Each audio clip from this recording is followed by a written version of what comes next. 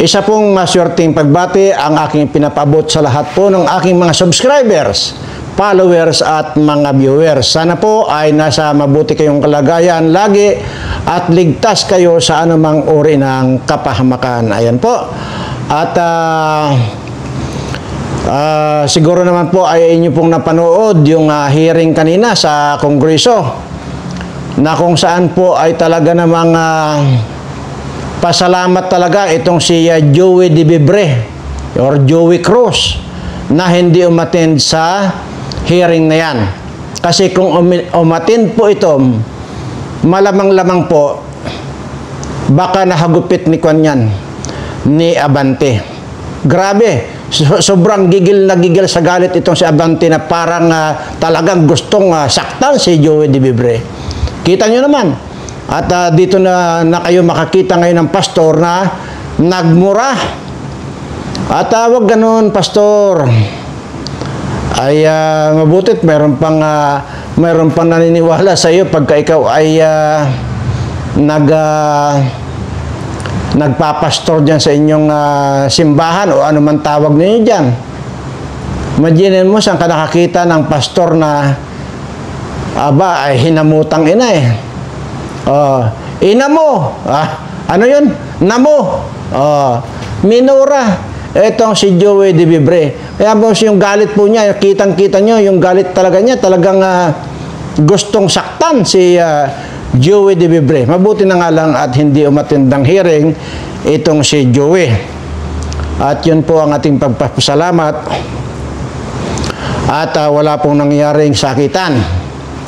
At ikaw naman, pastor, paalala ko lang po ay mukhang naliligaw na po yata tayo ng landas, pastor. Ngayon lang ako nakakita, pastor, ng pastor na nagmumura.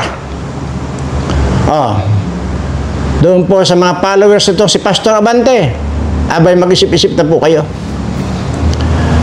Abay alam niyo, pastor, sa totoo lang, yang ganyang pag-uugali, may kadimonyohan na po yan. Hindi ko alam kung makadiyos pa ba kayo or makademonyo na kayo, yung inasal mo na ganyan kanina. Grabe Huwag ganun, pastor. Nako, gayahin mo ako, hindi ako nagmumura, pastor. Hindi pa ako pastor niyan. Ay ano pa kayo kung pastor na ako, di ultimong baka hindi na nga ako magsalita. Ay, grabe talaga, di ba? Kita nyo naman. Galit na galit talagang gustong manakit. Kaya tuloy, mayroong napunat tuloy sa iyo si Xi Jinping. Ayan, ano bang sabi ni Xi Jinping? Panood ni Xi Jinping yung hearing dyan sa Kongreso. Dahil nakita niyang galit na galit ito si Pastor Abante, abay sabi ni Xi Jinping, ako libre pa ako kaya na may Abante. Ito manyak. Ang ibig sabihin ni Xi Jinping, ang ibig sabihin ng sinabi niya, ay magdahan-dahan ka raw kasi unang-una mukhang manyakol ka na raw. Kaya wag mo na raw dagdagan yung pagiging manyakol mo. Kaya hinay-hinay ka lang. Yun ang sinasabi ni Xi Jinping. Kaya totoo naman. At grabe. Talagang hindi ako maka-move or hindi ako maka-get over dito sa napanood ko nito. Anyway, ay mayroon din doon yung abogado na si Attorney Ricky Tarugo. Tarugo-bobo ba yan? Tarugo-bobo? Na yan pala ay vlogger din pala yung hayop na yan. At ay sinabi pala niya sa kanyang nag-title pala siya na isa raw palang manluloko itong si Congressman Marcolita. Tingnan mo itong ito. Kaya nagbuntikan na ng cite in contempt yung bobo na yan. Abogado na yan. Attorney Ricky Taragogo or Tarabobo. Yan. Talagang tapos ang mukha talaga nila, mukhang tarobo Di ba? Mukhang tarogo talaga itong mukha. Yung mukha lang. Parang hindi naliligo yung abogado na yan. Tapos ang sasabihin pa, nagtuturo daw sa siya Ateneo. Oy, atensyon Ateneo. Tanggalin nyo na ito kung inyong faculty man itong si Attorney Ricky Taragogo Bobo.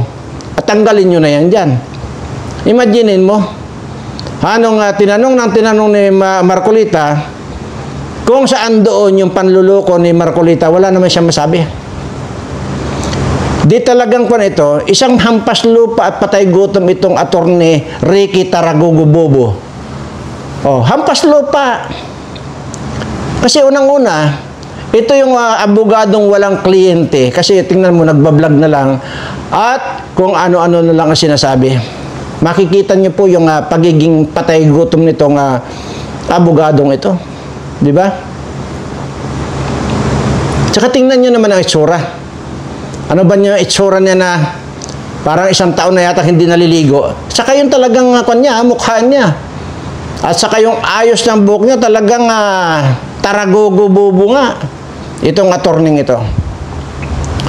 But anyway, speaking of hampas lupa at patay gutom, ito magkaka-level sila nitong si Mike Ilong. Tingnan, si Mike Ilong. Nakita nyo naman yan dyan. Hindi ko na kailangan maglagay dito ng kailangan pa ebidensya. Makikita nyo dyan sa vlog niya. Walang itinapik. Kung hindi si President Duterte, si Sara Duterte. Walang ibang tinapik yan. At saka ito, mga vlogger na ito, na mga mga makakapal daw nga mukha. At take note dito nyo makikita yung patay gutom matampas lupa na tao. Paano nyo makikilala yung ganyang tao? Tingnan nyo, 3 hanggang 4 na upload ng video niya sa isang araw. Imaginin mo yan. Nagtatatlong video or 4 na video niya upload niya sa isang araw. Anong ibig sabihin yan? Patay gutom. Yan yung mga certified na mga hampas lupa na mga patay gutom pa. Kagaya nito si Attorney Ricky Tarabobo na ito. Na nag-akusa kay Congressman Marcolita na nanluloko lang daw sa Pilipino itong si Marcolita. So nung tinanong ni Marcolita kung saan doon yung panluloko, wala siyang may sagot. Ay talagang tama-tama yung apelido at saka yung mukha niya na Tarabobo. Taragogo Bobo. Kaya sabi ko nga, mabuti na nga lang din at hindi rin ako na-invite dyan. Dahil kung na-invite talaga ako, yung Taragogo na yan, pagka hindi ko pinilipit ang liig niya at baka umuwi yan sa Bicol na yung mukha na nandun na sa likuran niya. Bobo. Gago. Ito pa po pag-usapan po natin itong si Dilima. Itong si Dilima po ay malamang sa malamang po balik kulungan po ito. Bakit po nasabi kong balik kulungan? Kung inyo pong matatandaan, yun pong huling kaso niya, ayan po yata yung sa Muntinlupa po yata na kaso niyan. Doon po sinampa yung kaso nito na ang humawak po nito ay si Judge Romeo Buenaventura. Inabsuelto po siya nitong si Judge Buenaventura dyan yata yan sa Muntinlupa. Okay. Kaya nga nagyabang na yan kay President Duterte. Ikaw, Rodrigo Duterte, sinira mo ang buhay ko. Pinakulong mo ako ng 7 taon. Ngayon, sasampahan kita ng kaso. Kasama itong mga pare na mga manyakis. Lahat yan ay isasampa namin sa iyo at ikaw ay aking ipakukulong, Duterte.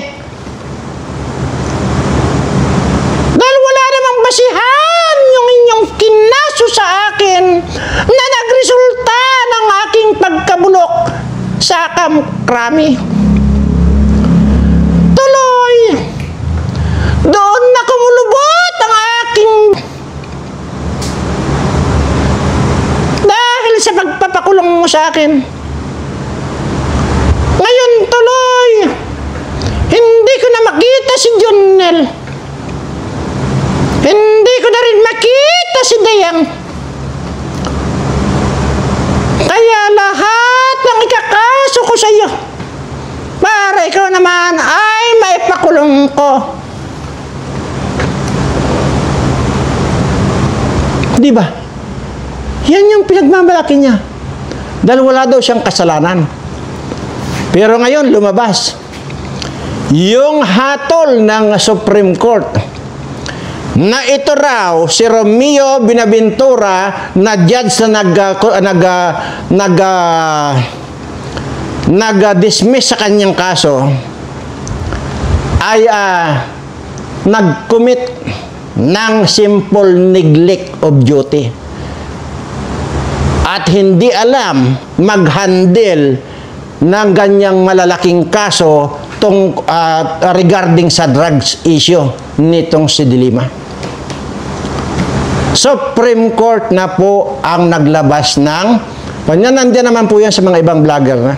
Hindi ko na kailangan magpakita rito. So, itong judge na ito, dahil sinabi ng Supreme Court na simple neglect of duty at hindi niya alam pag-handle ng ganyang mga kasong mga high profile na mga kasong yan, parang hindi lang madirekta ng Supreme Court na isa kang bobo. Pero hindi natin alam. Kasi ang tao minsan, or ang judge minsan, nagiging bobo pagka nakakakita ng bandil-bandil na dahon ng saging. Ayan.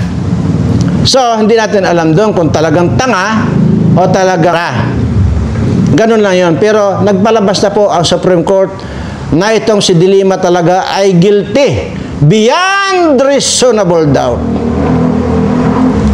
Nasaan na De Lima? Yung pinagmamalaki na wala kang kaso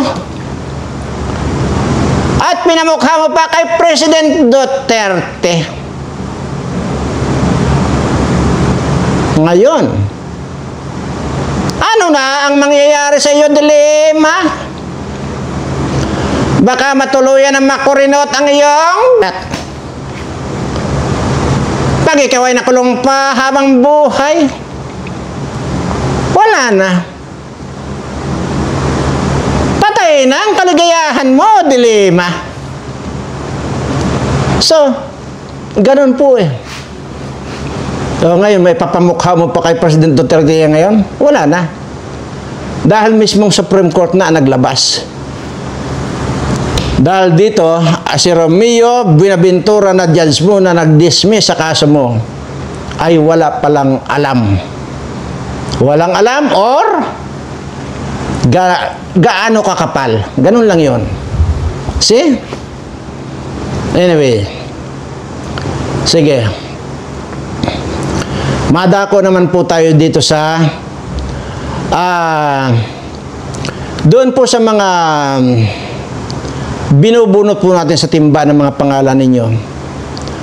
Kahit po nandiyon na tayo sa June Birana Vlogs, ay tuloy pa rin po yung inyong pagpapasubscribe either dito sa Birana Live Studio TV or doon sa June Birana Vlogs. Mag-subscribe kayo. Tapos ipadala po ninyo yung inyong katibayan ng kayo'y nakapag-subscribe dito sa dalawang channel na ito, Birana Live Studio TV or June Birana Vlogs. Doon sa Tariq Hassan Messenger ninyo ipadala. Tariq Hassan Mirza. Ayan, ayan po, nandiyan sa, ayan, nasa screen, ayan. At, ganito po yan. Yung pong mga nandito na sa timba, hindi po mawawala yan. Ganun pa rin po yan. Nandiyan pa rin po yan. Kaya nga lamang po dito sa channel ng Birana Live Studio ay hindi po natin dito bubunutin. At yan po ay bubunutin natin diyan sa June Birana Vlogs na YouTube channel. At kung ito pong Birana Live Studio TV ay nag-upload po ako ng alas 8 ng umaga, yun naman pong June Birana Vlogs, para lang po exclusive lang po doon sa ating bubunutin mga yung 10,000 alauna, alas 12 or alauna ko po i-upload yan. Araw-araw po yan. Araw-araw mayroon tayong bubunutin na dalawa na tig sa 10,000 hanggat hindi po natin nare-reach yung 150,000 subscriber dito sa Birana Live Studio TV. At kapag na-reach po natin yan, ay magbibigay po tayo ng raffle na 1.5 million prize. Ayan po. Pero doon po ninyo subaybayan yan sa June Birana Vlogs. Ayan. At yan po ay hindi po kayo maliligaw dahil tuwing alas 12 eksakto or alauna, hanggang alas 12 alauna, ia-upload ko po yan yung exclusive po na pagbubunot po natin ng mga tao na mabubunot sa timba na pa 10,000 libo. Ayan po, ito po yung June Birana Vlogs. Hanapin po ninyo yan, June Birana Vlogs. Ayan po, ayan, nandyan sa screen. Ayan po. Para hindi po kayo maligaw. At yung pong katibayan, dito nyo naman po ipadala sa Tariq Hasan Mirza. Ayan po, nandyan din po. At ganun lamang po. At ganun lang po kasimple. Subscribe, pindot ang notification bell, pindot ang all, or kung pwede, pindutin nyo na rin ang share, like, ganon. Lahat po ng pipindutin nyo, kung pwede pa rin ninyong pindutin yung ilong ni Mike Abe para lumiit man lang kayo. Hindi nagkalat Ay, yung dulo ng ilong niya, abot na hanggang tainga, ay ano ba naman yan? Pero huwag ka. Ay 3 hanggang 4 na video ang ina-upload niyan araw-araw. Anong ibig sabihin? Patay gutom na kagaya nitong si Attorney Ricky Tarugo Bubo. Ayan. Na nag-akusa kay Congressman Marcolita na manluloko itong si Congressman Marcolita. So maliwanag po yan na June Birana Vlogs, i-subscribe po ninyo yan kasi nga po baka po hindi tayo nakakasiguro dito sa ating Birana Live Studio TV, baka po i-strike din tayo rito or ipasara ng YouTube dahil alam ko po marami tayong violation dito doon sa mga pagmumura natin.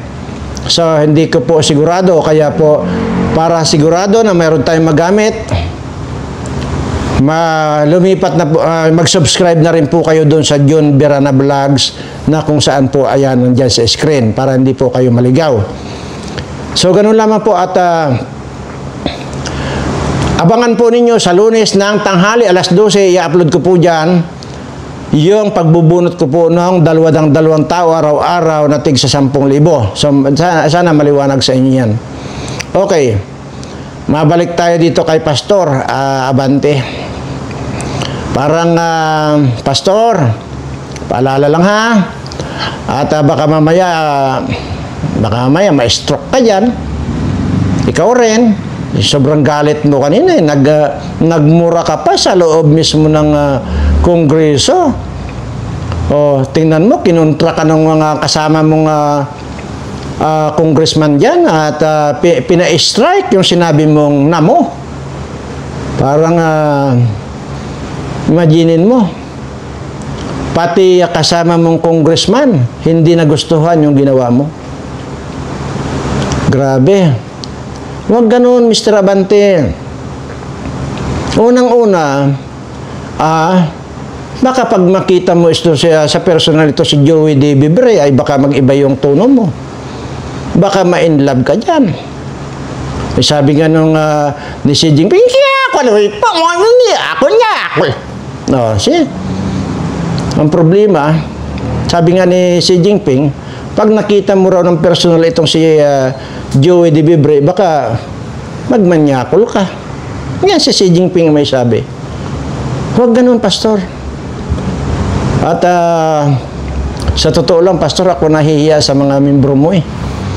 Ako ang hiyang-hiya para sa iyo, sa totoo lang. Kasi unang-una, hindi ko in-expect na may pastor pala na nagbumura. Hadyan pa man din sa public, ha? At mismo sa kongreso. Grabe ka, pastor, ikaw naman. Huwag ganun. Hinay-hinay. Baka ma-stroke. Oh, Mariusep.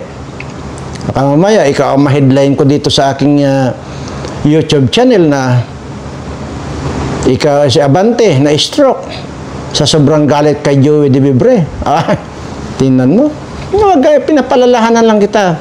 Alam mo, ang panahon ngayon, hindi na natin na kontrolado ang panahon ngayon. Pwede kang ma-stroke agad-agad. Pwede rin lumubo yung bayag mo. Yan. Ito pa lang si Attorney Ricky Taragobo.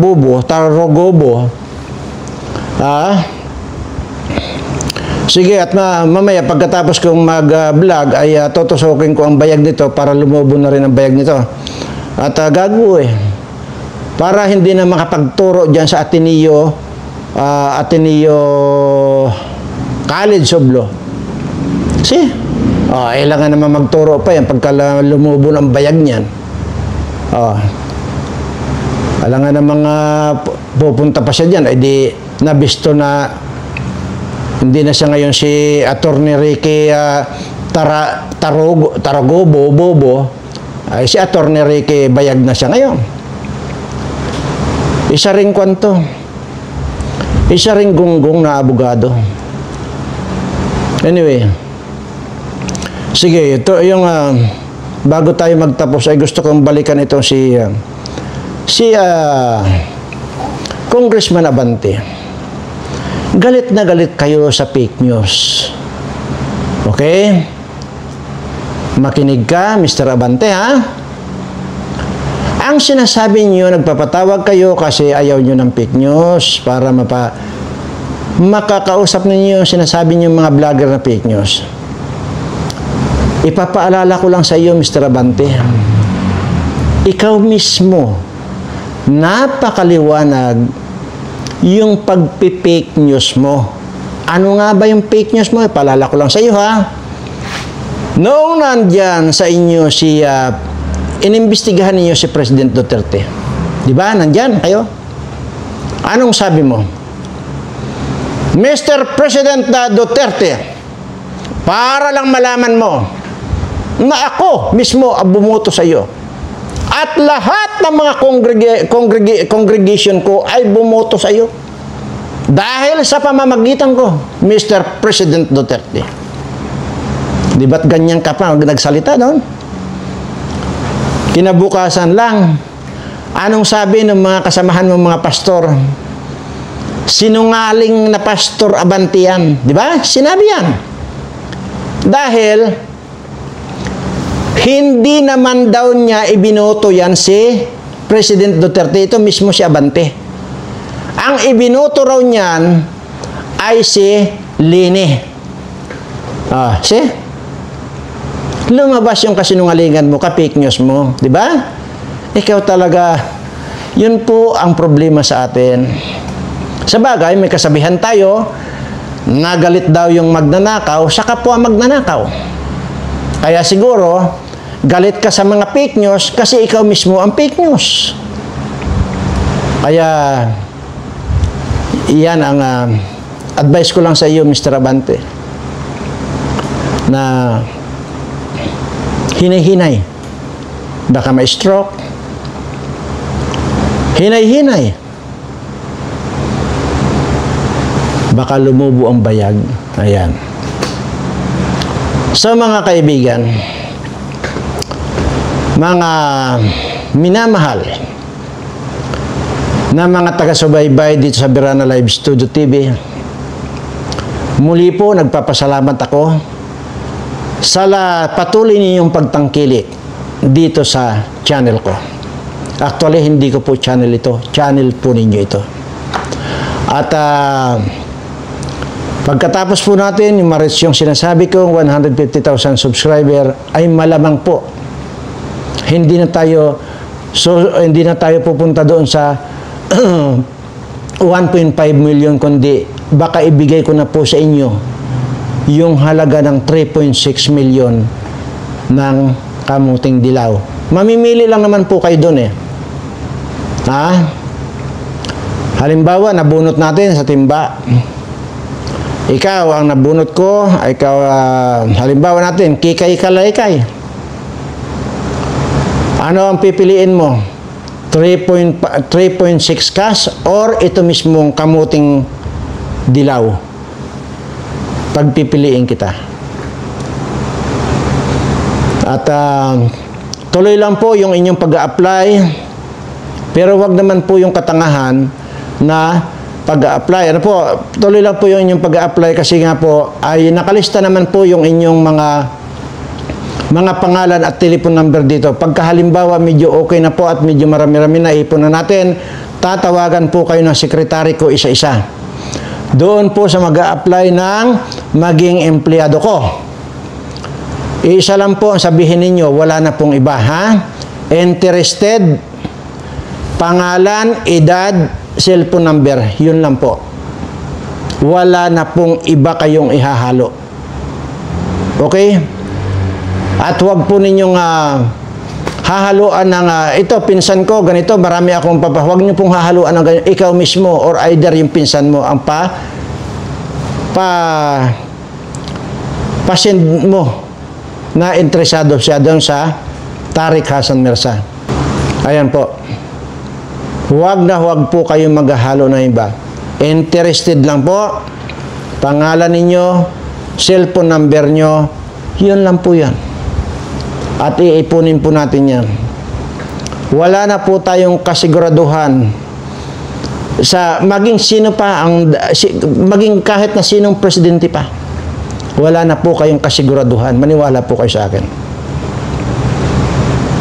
Kaya ang sa akin lamang po rito ay makikipag-negotiate tayo at gamitin natin lahat ng resources natin para matuloy yung aking plano na ipunin ko kayong lahat ng mga subscriber ko sa iisang lugar na kung saan ay dito ay malaya tayo na hindi tayo pakikialaman ng kahit na sino.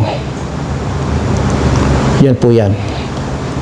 Huwag na po kayong umasa sa kahit na sino pa ang mamuno rito sa atin. Huwag na po kayo umasa. Dahil wala na po tayong kasiguraduhan. Oo, sabihin na natin halimbawa na okay itong si Sara Duterte. Ay kahit naman maging okay si VP Sara, kung sa pag-upo niya, simot na ang pera, ano pang magagawa ni VP Sara? Wala na rin po. So, ang mangyayari po ngayon dito sa atin, sa ating mga Pilipino, buntot mo, hila mo. Yun po ang mangyayari. Kaya nga po yung sinasabi ko, nakilala nyo na po ako. Huwag nyo na pong baliwalain ito. Dahil ang sisiguraduhin ko sa inyo,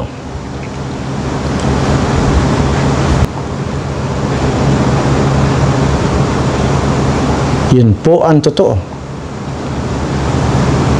Napakarami po nating problema ngayon. Kaya kahit pasabihin na natin na kahit na sino, sabi ko na po kanina lang, kahit pa si VP Sara ang ilagay natin dyan, wala na rin pong magagawa yan dahil sinimot na po ni Tambaloslos ang pira ng bayan kasama na itong mga bangag na nandyan sa Malacanang. So ano pa? Saan kayo ngayon pupunta? Doon na po natin gagamitin yung mga kamuting dilaw na ipinagkatiwala sa akin ng Panginoon. Pero siguraduhin na natin na huwag tayong pakikialaman na ng kahit na sino at mamuhay tayo ng mapayapa at para sa ganon ay wala tayong inaalala, wala tayong sama ng loob sa kapwa natin na pagkatapos nating ibigay lahat yung mga pinagpaguran natin, kukulambatin lang ni tambaloslos. Siyempre sama ng loob ang aabuti natin. Kagaya ko lamang po, milyon po ang binabayaran kong tax dahil dito sa mga kumpanya ko. So ano pong kanya? Wala po eh.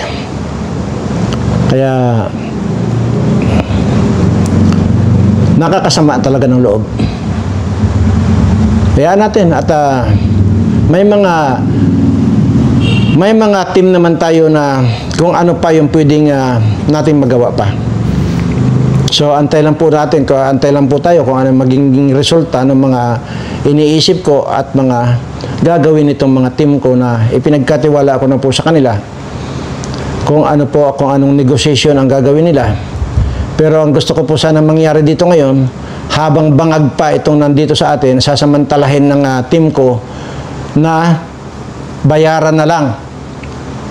At palagay ko naman, kasi sa mga itong mga ito, yung sobrang sugapa sa kwarta itong mga ito, ay baka pumayag. Hindi ko naman sinabing bayaran ko itong mga tao dito sa amin sa Mindoro halimbawa. O kung saan man dito sa parte ng Pilipinas, kahit saan. Halimbawa natin, ang ibig ko pong sabihin na bibilhin natin, hindi ibig sabihin bibilhin ko na rin yung mga pag-aari nitong mga nandito na. Kung ano yung mga nandyan na. Ang ibig ko sabihin yung right lang natin ang bibilhin. Halimbawa, kung sa parting, kagaya nga po, mayroon po tayong 35 hectares po dyan sa Negros Oriental. At mayroon din po tayong 25 hectares dyan sa Kabisayaan. So, pwede nating bumili ng isang probinsya, kumbaga, para doon tayo magsama-sama. Yun po ang sabi ko nga, samantalahin yun ang pagkakataon, baka sakaling pumayag itong mga hayok sa kwarta, ay baka pumayag na, ay di mas maganda. So, kagaya ng MILF, di ba? Tingnan nyo nga ang MILF. May sarili silang pisto. Di ba nung nakaraan lang, tumungtong lang doon yung sundalo natin, nirat-rat nila, patay. Di ba? So, pwede pala eh. Bakit hindi natin gagawin? Pwede pala yung ganun.